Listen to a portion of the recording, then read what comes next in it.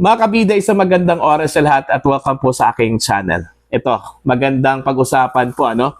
Kahit ako po ay nalilito na po ako, ano? Dito ho sa controversial na pagka-discovery po mga kabida sa mga election devices po, ano, ng Commission on Election na nakita po sa isang pribadong bahay, ano, dyan po sa may Buhangin, kung saan po ay dineliver po ito mga kabida, I think noong Webes ng madaling araw, no? Kasi ho, ang sabi po sa mga nakakita, madaling araw po yung delivery po, ano, ng naturang mga election devices po mga kabida, ano po, na? Marami hong mga tanong na lumabas doon ho sa pagka-discovery po ng naturang mga devices, ano? Kasi unang-una po, bakit palihim yung delivery, ano? Madaling araw. Pangalawa po mga kabida, bakit po hindi po ipinaalam sa local COMELEC, maging itong regional office po ng Commission on Election dito sa Davao Region, wala pong alam patungkol po dito sa delivery po mga kabida, no? Kahit na po yung mga barangay officials po, ano, wala. Lalong-lalo na po yung security, ano? Wala hong abiso sa mga pulis sa Davao City, ano, na meron pong mahalagang gamit, ano, itong mga sensitive devices po, ano, na dineliver po mga kabida dyan ho sa isang pribadong bahay, ano. Kahit man lang magpatawag po ng police personnel para i-secure po ito, wala. Okay? Kinabukasan pa po, no, yung mga police dumating, ano po mga kabida. Okay? Kahit na yung police, wala pong alam, basta tinawagan lang daw sila na pumunta po doon. Okay?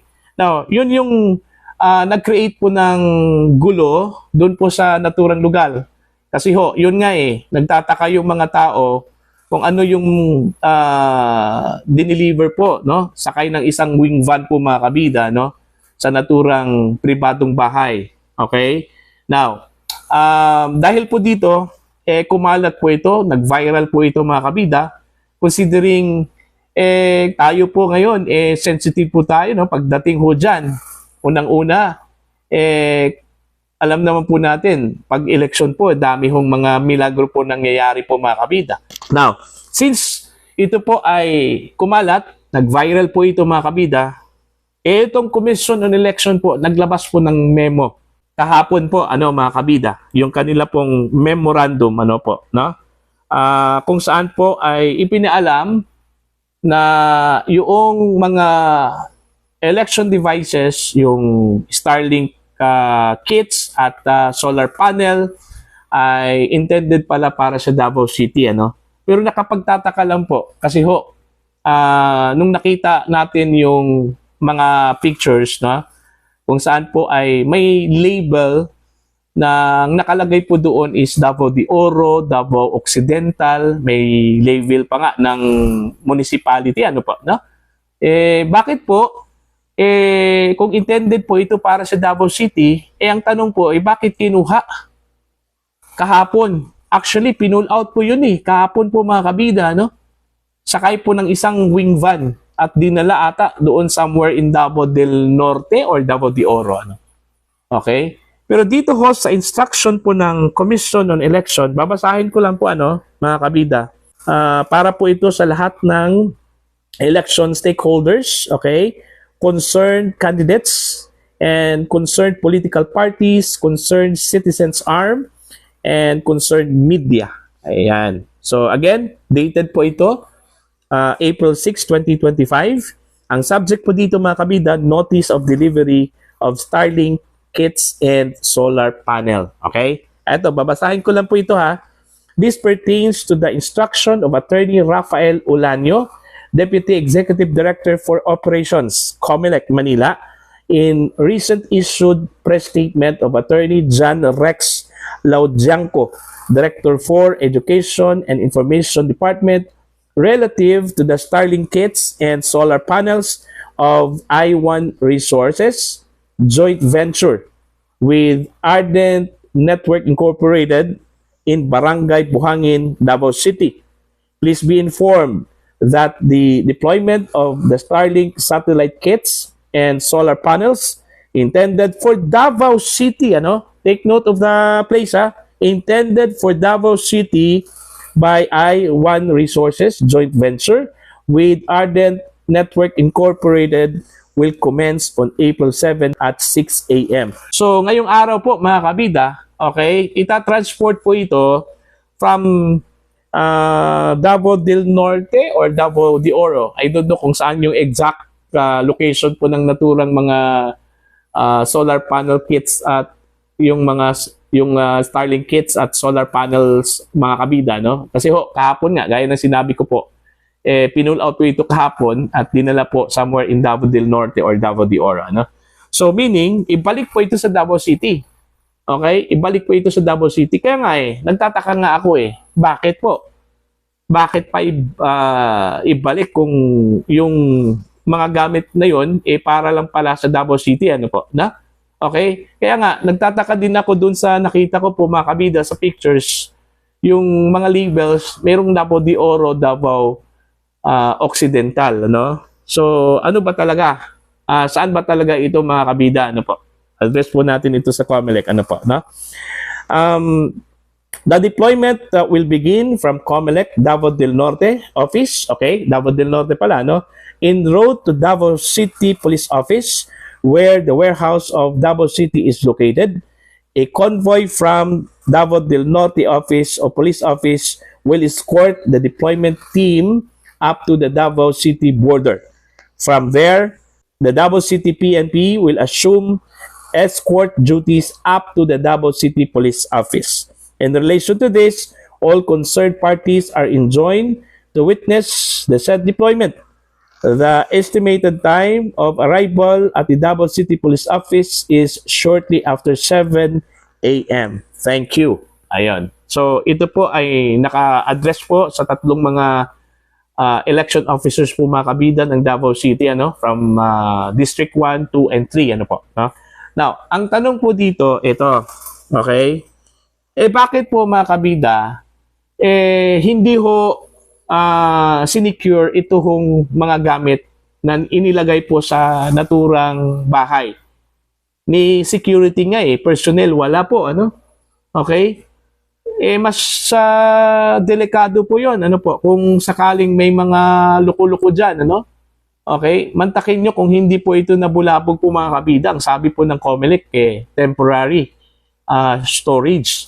Ang tanong po dyan, bakit po sa isang pribadong bahay? Yun po yung malaking tanong, Bakit hindi ho sa mga government facilities? Kasi ngayon ko lang po na nalaman Sa pagkakaalam ko po, first time po ito, na nangyari po sa isang pribadong gusali po, Nilagay po itong mga election paraphernalia or election devices po, mga kabida, Eto, meron lang po akong babasahin, itong post po ni Rob Rances po, mga kabida. Actually, maganda yung kanyang mga tanong dito, para ho sa COMELEC, mga kabida. Ito po, posted po ito mga kabida ni Rob Rances 4 hours ago po ito, Babasahin ko lang po, questions COMELEC must answer. Ito, mga tanong na dapat sagutin po ng COMELEC. Ito unang-una po mga kabida.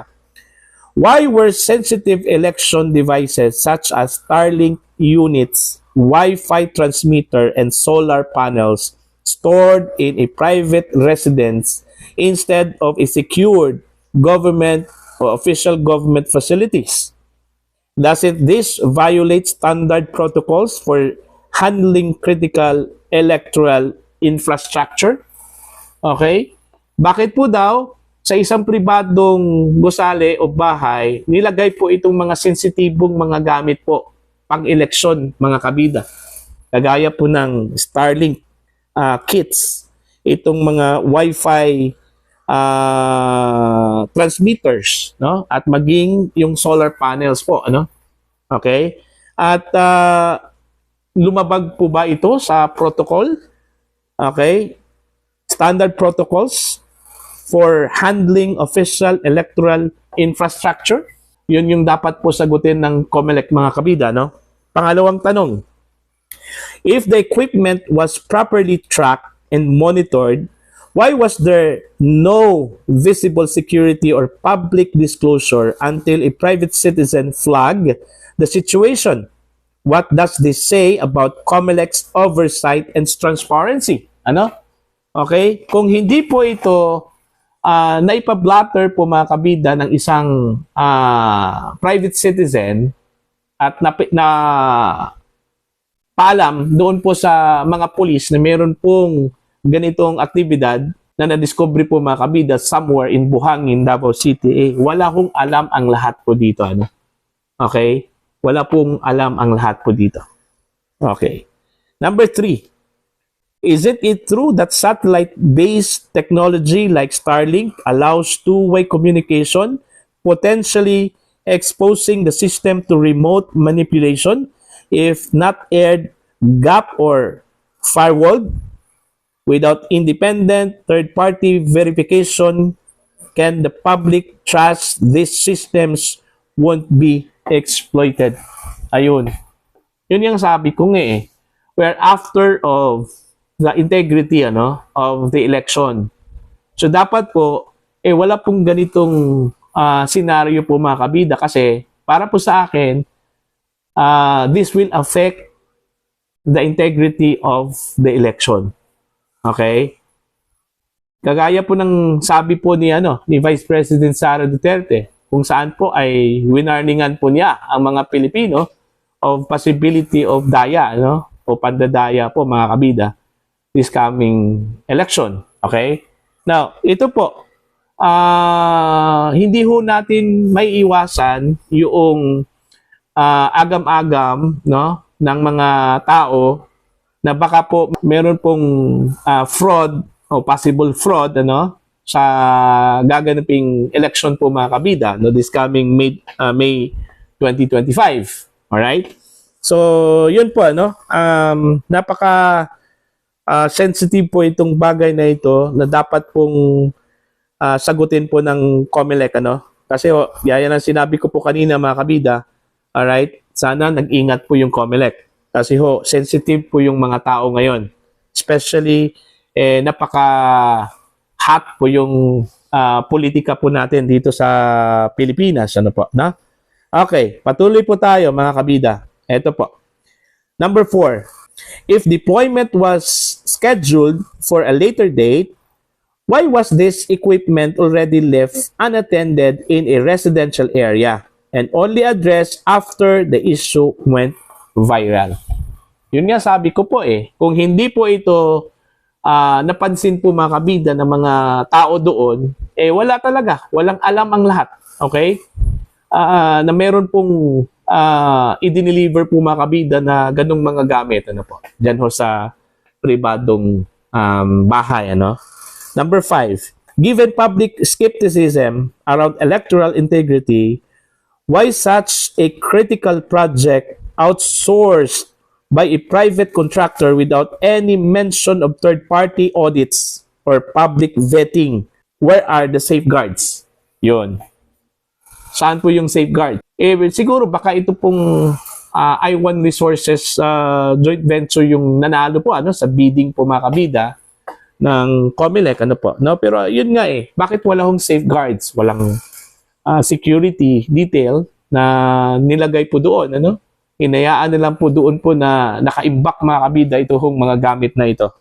Alright, eto bottom line po dito, why it matters, bakit po kailangan po nating pansinin po ito. Eto po, public trust in the electoral process is fragile. Ang ibig pong sabihin sensitive po itong public trust po when it comes to electoral process mga kabida. Alam naman po natin, tuwing election po, may mga issue po ng dayaan.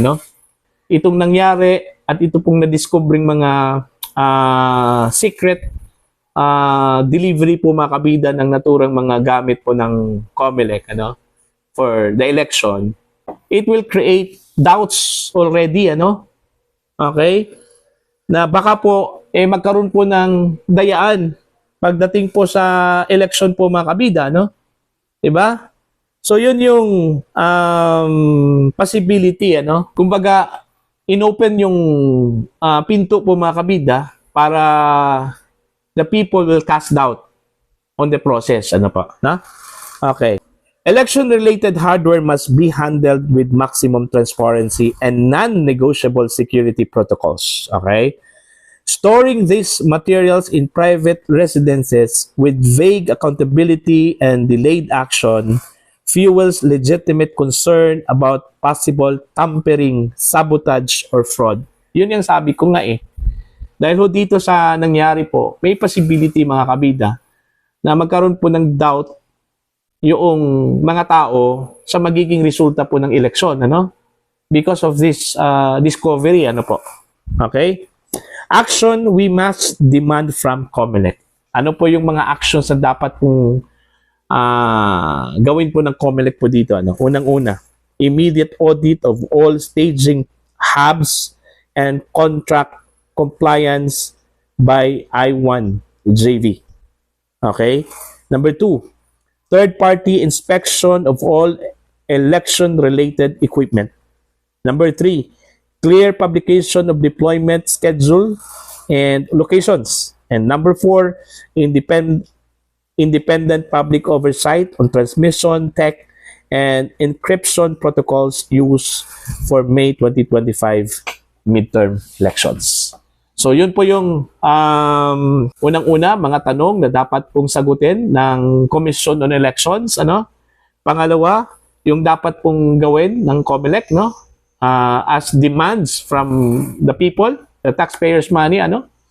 Para po maiwasan po ang dayaan at of course, mawala sa isip po ng mga kababayan po natin, mga Pilipino, na baka po may posibleng fraud, sabotage na mangyayari po mga kabida sa darating po na midterm elections. Alright? So para po sa inyo, ano po yung opinion po niyo dito mga kabida? Ano po? No? You can comment down sa mga hindi pa po subscribers sa aking channel. Please subscribe. Just click the subscribe button. Click the notification bell. Click all para updated po kayo sa aking mga uploads. Maraming salamat po sa inyong lahat mga kabida.